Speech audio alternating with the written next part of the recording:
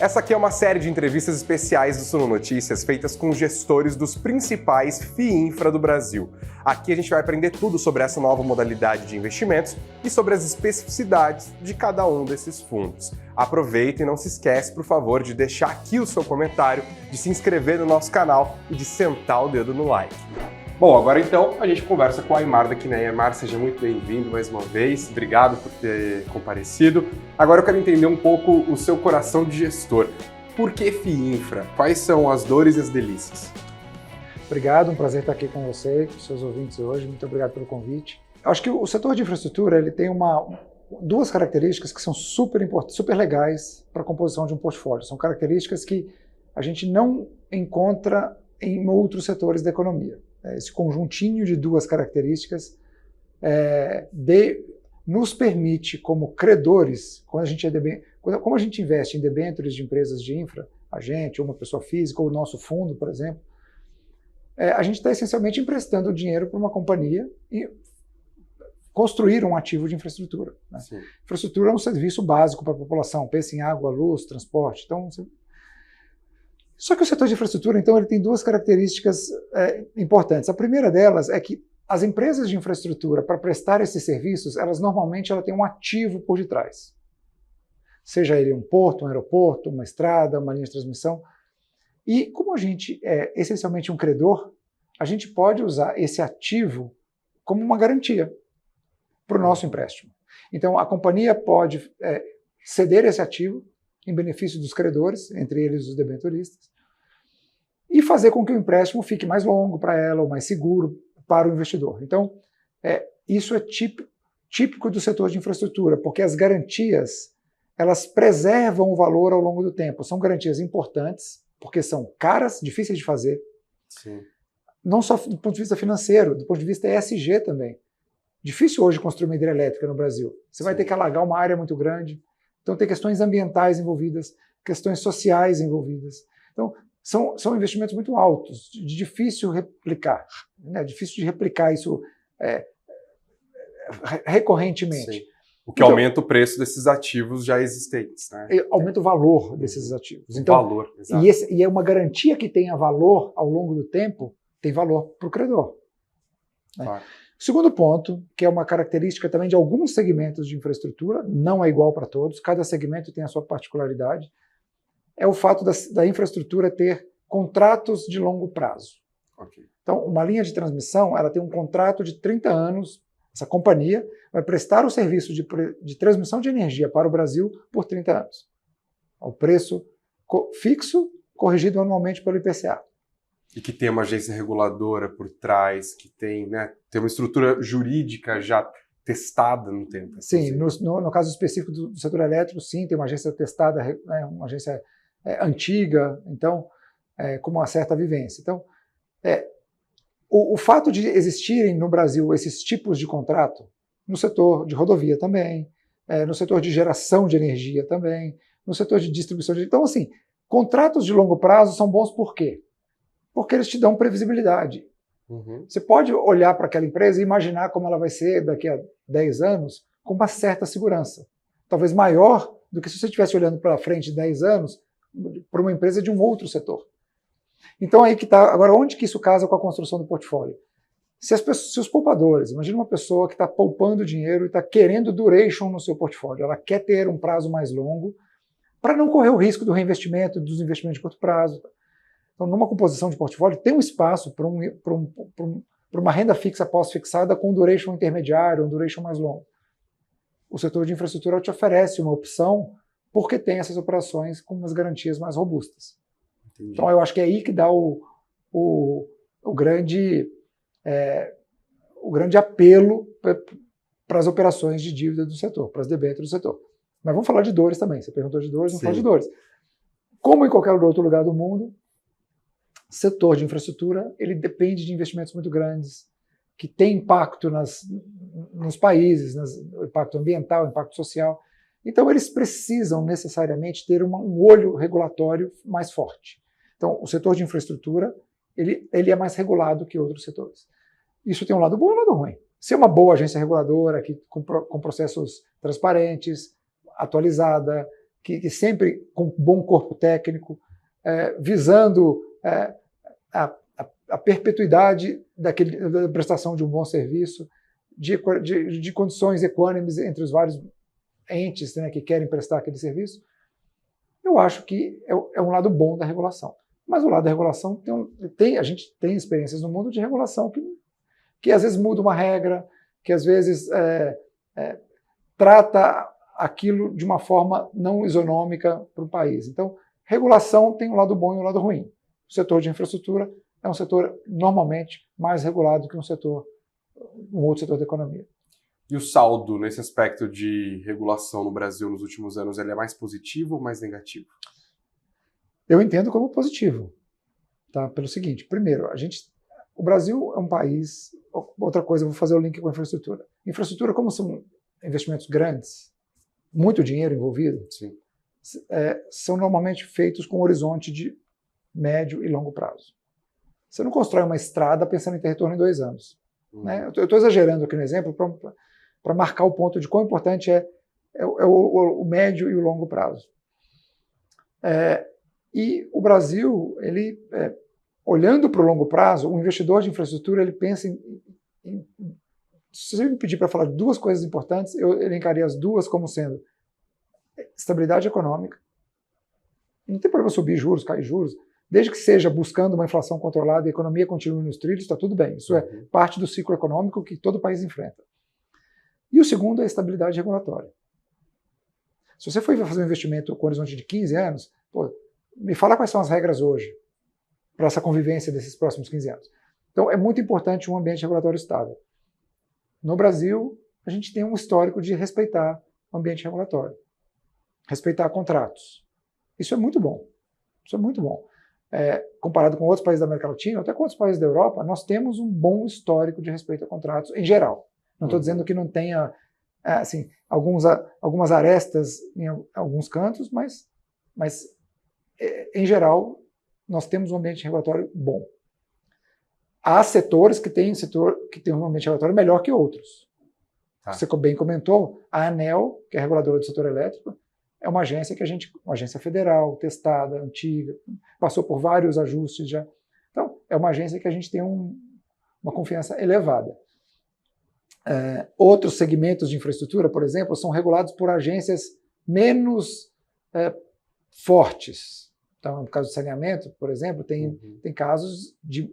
O saneamento é uma concessão municipal, então a regulação é uma responsabilidade do município.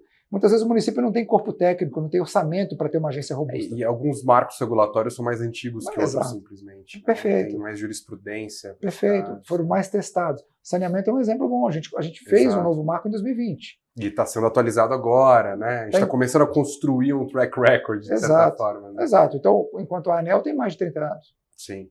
Então, existem estágios diferentes, mas eu diria que, em geral, a gente tem um bom ambiente regulatório. Olhando, então, para essa parte da regulação, e a gente segue depois, as mudanças de governo não te assustam? Assustar, eu acho que é uma palavra forte. Né? Toda mudança de governo, você pressupõe que pode haver algum tipo de mudança. Sim. Né? Se a população elegeu um novo governo, talvez ela queira uma nova forma de governança e de governar o país. Eu acho normal isso. Né, no ciclo democrático, isso vai acontecer sempre na nossa vida. Então, eu não tenho muita preocupação com isso, o fato de ter mudança. Então, quando nós lá na CNEA, a gente faz um investimento de 18 anos, eu vou passar por 5 governos. Pelo menos. Exatamente, no Brasil, pelo menos. Então, é uma coisa que a gente entende que, mesmo seja um governo com uma visão ou outra, a infraestrutura tem sido, pelo menos no Brasil, tem sido um caminho sem grandes divergências assim, do caminho que tem sido dado para o setor. Claro que ajustes aqui, formas de ver diferentes aqui e acolá, pode melhorar para um lado, para um segmento de infraestrutura, pode piorar para outro, mas eu acho que, no geral, as coisas tendem a ter uma inércia, tendem a mexer pouco. E tem um aspecto orçamentário, né, que independente do governo que vier, a capacidade do governo ser o grande financiador das obras de infraestrutura é cada vez mais limitado, né? As dificuldades orçamentárias estão claras aí. E aparentemente, a gente passou por governos diferentes ao longo dos últimos anos, mas essa consciência de que é necessário trazer o setor privado para financiar obras de infraestrutura no Brasil tem se mantido, né? Inclusive as debêntures incentivadas são filhas do governo Dilma Rousseff. Exatamente. Exatamente. Isso não é uma constatação nossa. Uhum. Mesmo os países ricos, se olhar na Europa, os governos europeus já perceberam que o orçamento deles está exaurido para a infraestrutura. Não tem como. As pessoas preferem a utilização do orçamento em outras coisas que não infraestrutura. Saúde, educação, segurança, por exemplo. Tá. Então, o Estado vai usar os recursos dele onde a população, né, tem mais voto e prefere. Então, mesmo lá onde há riqueza, há uma infraestrutura mais desenvolvida, o peso maior da renovação, da manutenção e da construção de coisas novas já está com o setor privado. Uhum.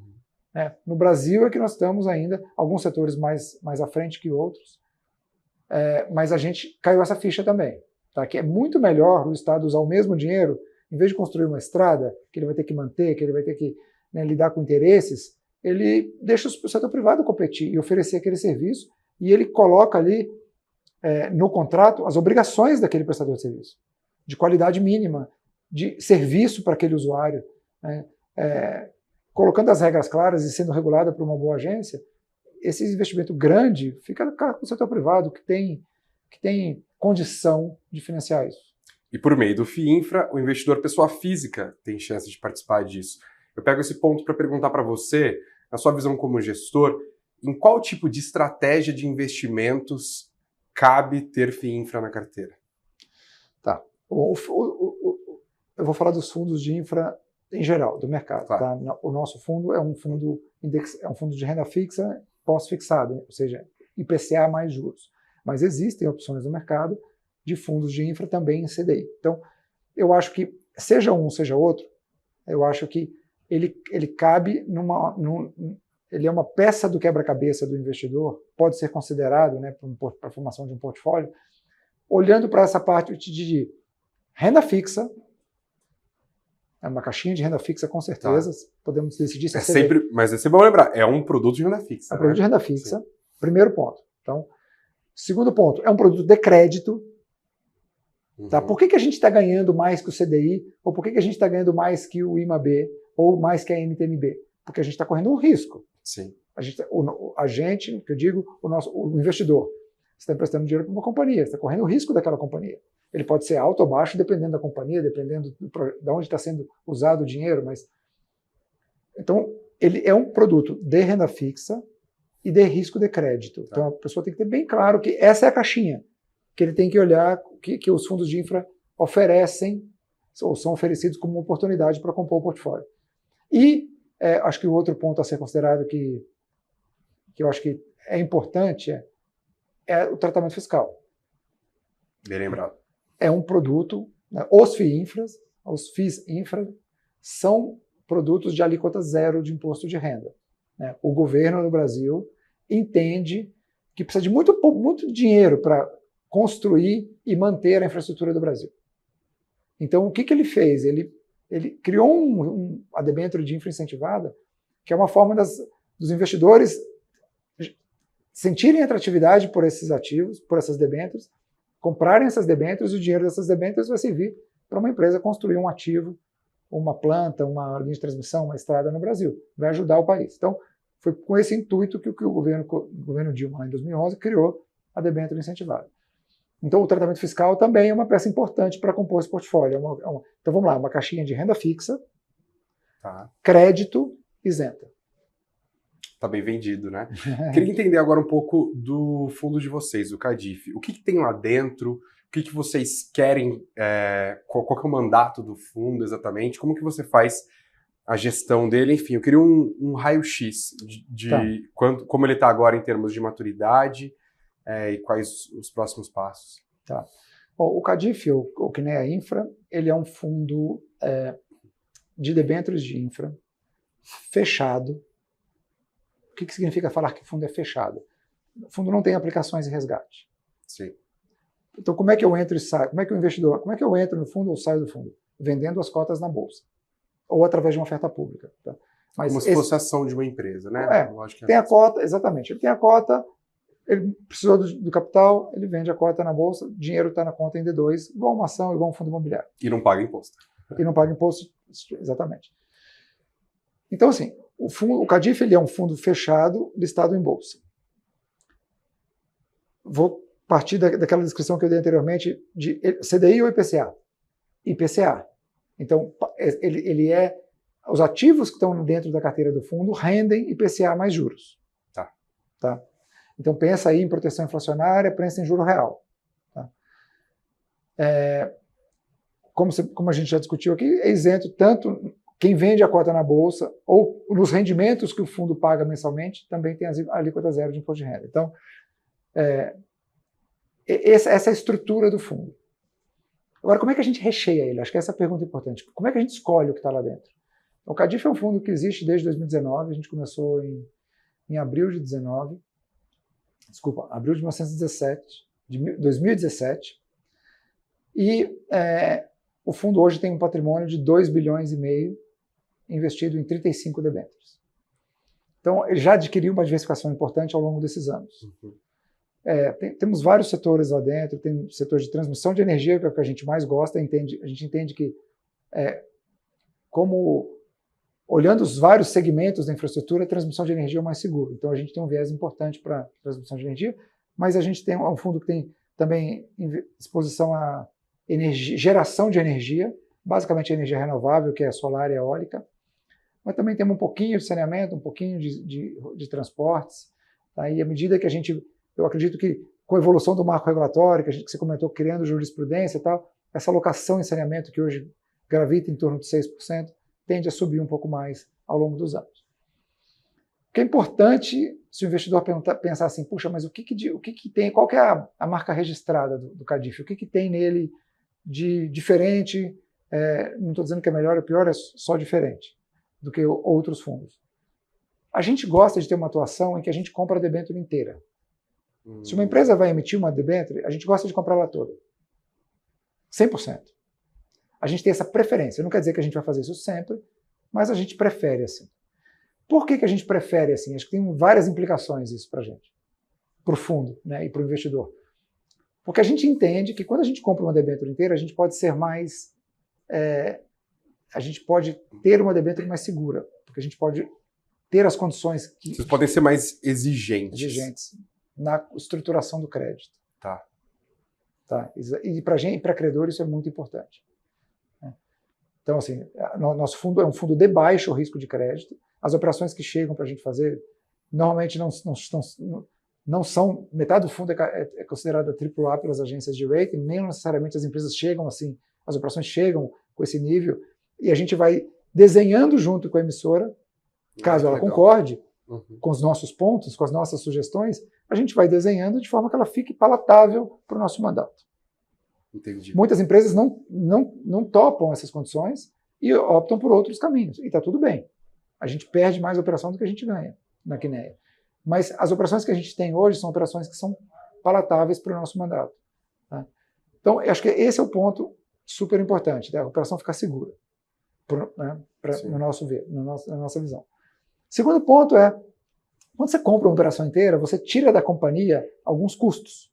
Custo de estruturação, custo de garantia firme, algumas despesas que o emissor tem, que quando faz conosco, a gente não cobra isso. Eu sou só um gestor de fundos. A gente é remunerado pela taxa de administração e taxa de performance dos nossos fundos. Né? Então, isso faz com que tende a fazer com que a operação possa sair com taxas mais atrativas do que se fosse uma operação que fosse pulverizada no mercado. Então, para a empresa, vocês meio que oferecem o pacote completo. Barba, cabelo e bigode. Vem, vamos entender a sua necessidade, a gente estrutura a tua dívida, vamos entender tuas garantias e tal. Vocês negociam todos os termos, até chegar na emissão da debênture ali, vocês participaram desse processo. Isso. E aí eu chego para lá, olha, chegamos ao final do processo. Quase ao final do processo, nós vamos comprar a sua debênture inteira.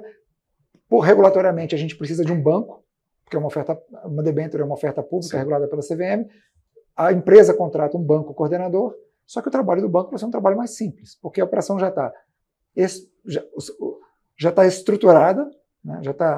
Os principais temas ali já estão endereçados, já estão negociados, e o investidor final também já está presente, que são os fundos. Sim.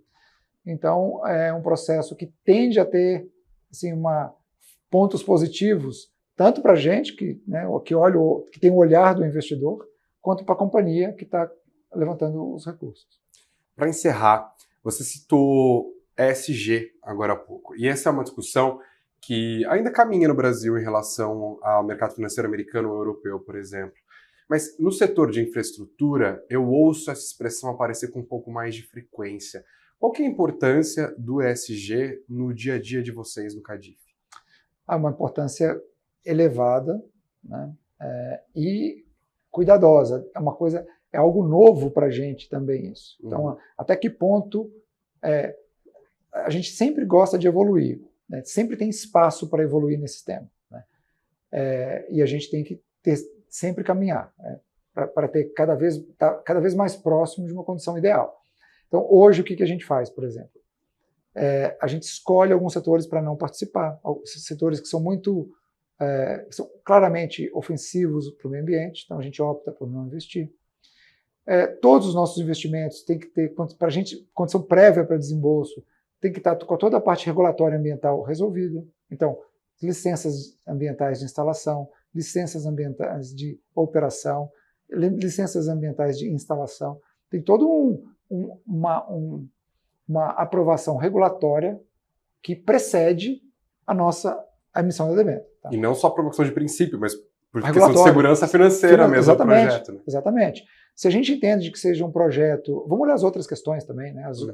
O S é importante. Qual o impacto que está tendo? Se a gente entende que tenha um impacto social relevante, como teve, por exemplo, vou dar um exemplo, tá? Para as pessoas entenderem, uma hidrelétrica lá no norte. Hidrelétrica no norte, você cria ali um desvio de rio. Você desloca comunidades históricas e tal. Sim. Então, tudo isso, qual que é o impacto disso? E se a gente entende que tem um impacto, nós vamos procurar ajuda para entender melhor isso. Ajuda de quem? Da companhia, ajuda de uma consultoria, para entender qual é a relevância daquilo, e a gente vai decidir se a gente quer apoiar isso, comprando a debênture ou não. Né? O aspecto G também é muito importante. Então, a gente faz uma avaliação cadastral dos emissores, de histórico, de participação, de postura no mercado, como participante do mercado de infraestrutura, como participante do mercado financeiro, qual foi a postura desses acionistas em situações passadas. Então, eu acho que a gente tem a ganhar, né, com essa evolução, mas eu acho que acho que é um processo de melhoria contínua. Assim. Perfeito. Aymar, muito obrigado, viu, pela sua participação aqui. Sucesso sempre, bons negócios. A gente volta logo mais com mais vídeos aqui para falar sobre os nossos fundos de infraestrutura. Obrigado.